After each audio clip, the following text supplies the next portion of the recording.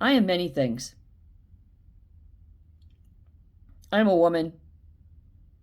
I'm half Native American. I'm a worker, taxpayer, law abiding. I'm married now. I'm a wife.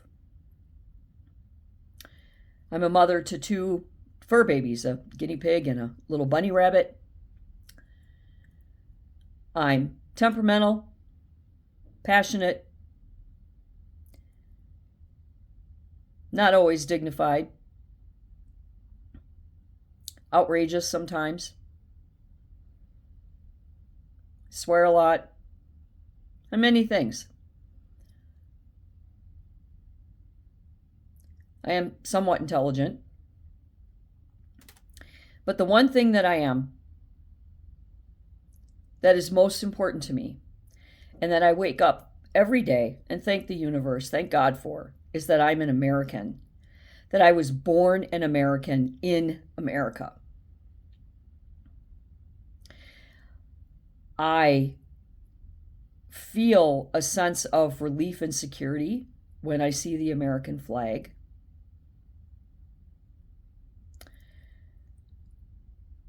I feel comforted in knowing that I live each day in the most infamous and greatest nation on earth. We're a young nation. We're not as old as many out there. And when you grow up and you go through school and you're in history class and social studies and geography class, you learn a lot about other nations. If you're taking a foreign language class in school, you're going to learn a lot about that culture and that country. And there are a couple of countries that I would enjoy visiting, but I would never want to live there. It's a great place to visit, but I wouldn't want to live there. That's kind of how I feel about every place else. We're not perfect. We got flaws as Americans and as a nation at large. And we have a lot of work to do, but we've come far. And I know that safety is not given. The expectation that you're always going to be safe and comfortable where you are is not guaranteed. And we learned that when 9/11 happened. Prior to 9/11, being an American, all of the wars and battles were fought abroad, except for the Civil War. And even during the Civil War, the wealthy elite would quite literally pack up picnic lunches and take their carriages out to the outer edges of battlefields and have lunch and let their kids frolic and play like they were at the park, at the petting zoo. And they would watch the battles. During holidays and Sundays, the soldiers would, take the day off. They would take time for their religion. They would take time for their holidays. There's actually historical photos of Civil War soldiers who on Christmas, like Christmas Day or Christmas Eve, they'd be fighting and fighting, and then on Christmas Day, midnight Christmas Day, they would put their weapons down, they would run up and shake each other's hands and go home for the day. I mean, they literally, and that's not trying to downplay it, it was the most horrific experience that we've had here in America, and we can never have that again. But there's always been this sense of safety and security in being an American. We suffer and struggle financially, but we own our own home, we own our own vehicles, and we have the dignity and pride of getting up and going to our ball and chain jobs each day and earning the living that keeps the house and the cars running. There are many people in many nations who do not have that ability, particularly people in communist, socialist, and Marxist nations. There was a man who went to social media yesterday. He was walking the streets of New York City, and he was aghast. He said that Mamdani had shut down the streets in both directions throughout New York City, ordering or telling New Yorkers to stay home and indoors unless you were part of the shoveling program. And he couldn't just leave it there. Mamdani had to say, but if you're out there for the shoveling program, you be sure you have your papers on you, your papers. Back in the 60s and 70s, they used to joke about this kind of stuff. They made light of World War II and the Nazi movement with shows like Hogan's Heroes, for example, and McHale's Navy and things like that.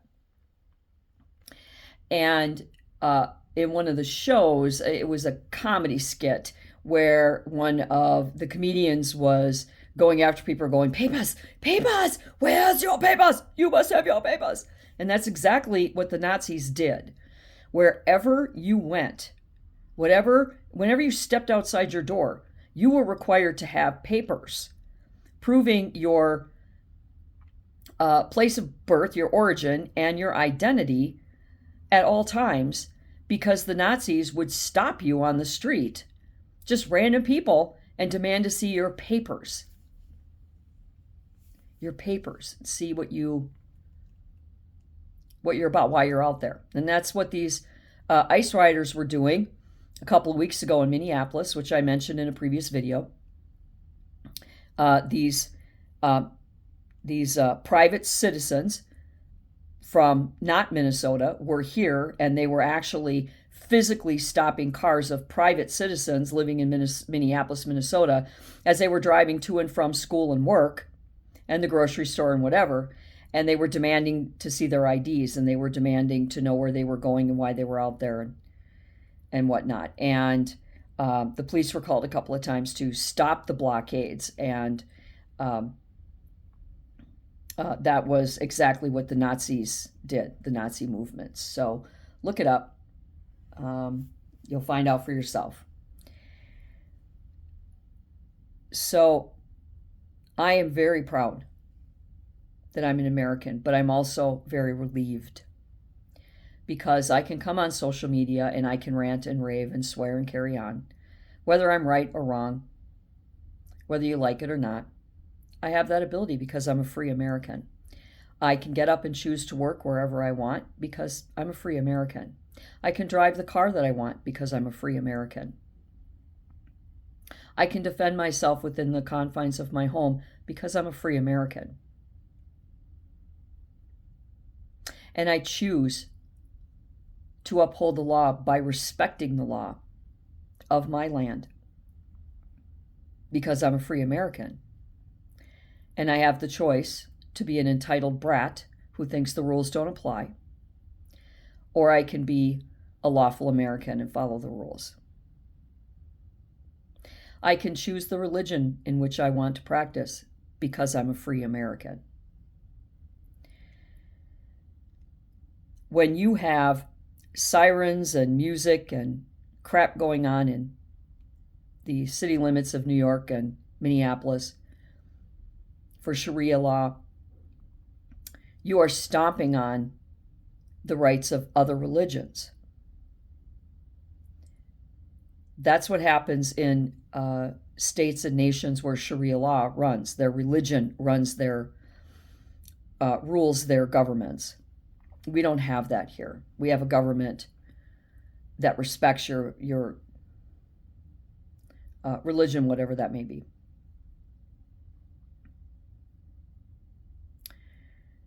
And even last night, Trump didn't say the Muslims were doing anything. He said the Somalis.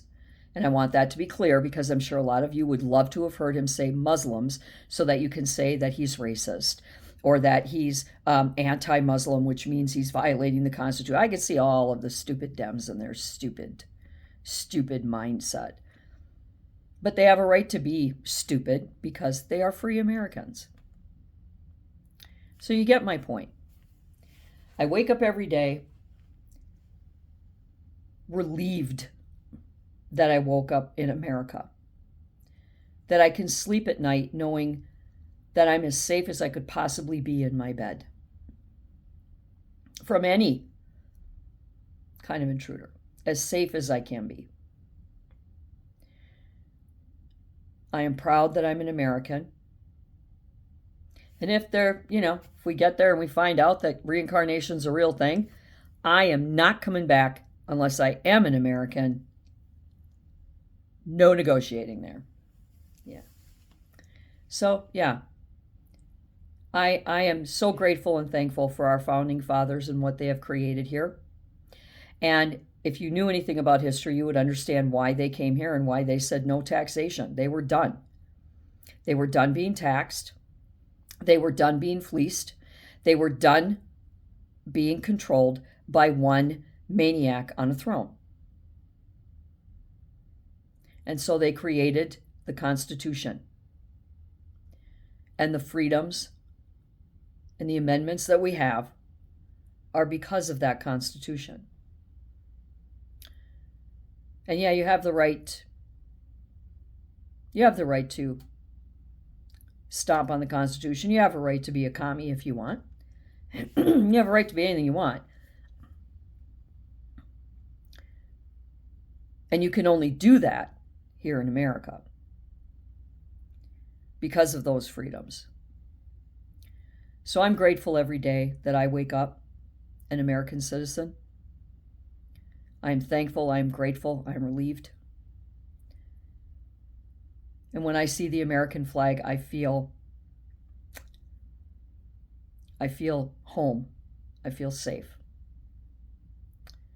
Safety is not a guarantee. The government can't guarantee safety for you, so that's why we have the Second Amendment. But we are safer than most. Americans are more proud than most because we have a reason to be.